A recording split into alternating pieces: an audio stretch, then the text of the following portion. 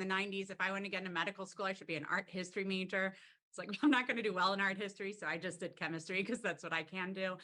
So I would say choose something that you enjoy. College is definitely a time to explore and get all kinds of fascinating classes. And we don't care what you major in. You need to do the prereqs. We have some basic prereqs that you can see on our website. We also recommend strongly biochemistry and immunology.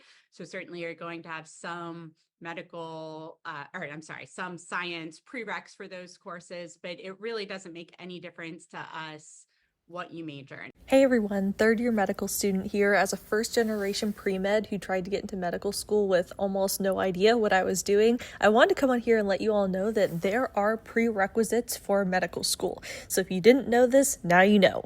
And to make matters even more confusing, every medical school has different prereqs. So if there's a medical school that you really, really want to go to, I would highly recommend going onto their website and looking at their specific prerequisites to make sure that you are meeting whatever those requirements are. That being said, most U.S. medical schools require a certain number of core prerequisites for admission. Let's go through and talk about these now. So number one is going to be biology, and you have to make sure that it has a lab with it. Typically, they're going to want at least 2 semesters or 1 year if you're on the quarter system. The same rule applies for general chemistry and organic chemistry. Again, you're going to want to make sure that there's a lab that goes with these courses.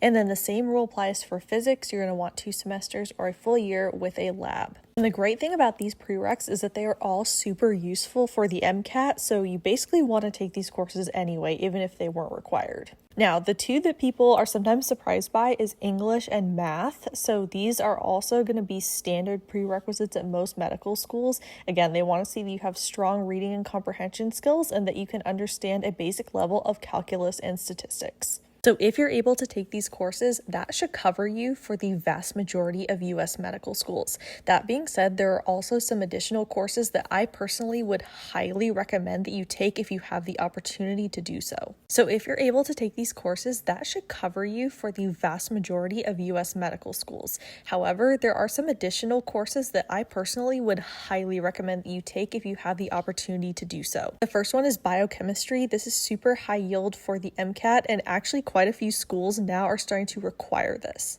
The other one is psychology and sociology. Again, this is super high yield for the psych-soc section of the MCAT. And lastly, genetics, anatomy and physiology, and some sort of an ethics course, if it can be related to medicine, would be super, super helpful for taking the CASPER and starting your first year of medical school. I hope this is helpful. Check out the comments if you want some more information.